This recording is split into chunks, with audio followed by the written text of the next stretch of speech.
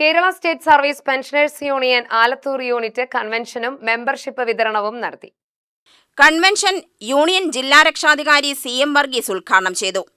വളരെയേറെ സന്തോഷപ്രദമായ ഒരു കാര്യമാണ് എന്ന് പറയാനാണ് ഞാൻ ആദ്യം ആഗ്രഹിക്കുന്നത്.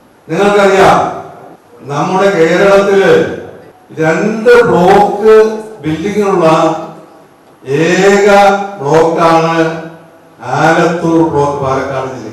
വടക്കഞ്ചേരിയിൽ നമുക്കൊരു മുറിയുണ്ട്, ഏതാണ്ട് 50 ആള് വരെ ഇരിക്കാവുന്ന ഒരു ചെറിയ മുറിയാണ്.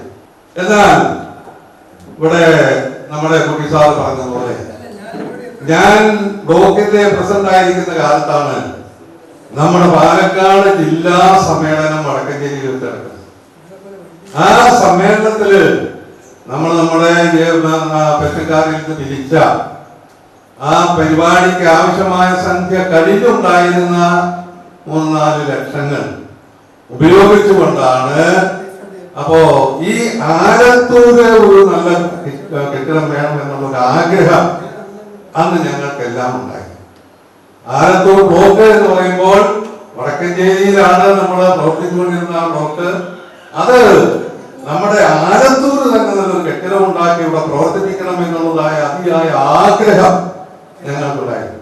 Unit president R. കുട്ടി അധ്യക്ഷനായി. യേശുദാസ് കുഞ്ഞ്, മുഹമ്മദ് ഹസൻ, KK മോഹനൻ, M. വേലപ്പൻ എന്നിവർ പ്രസംഗിച്ചു. UTV news, Palakkad.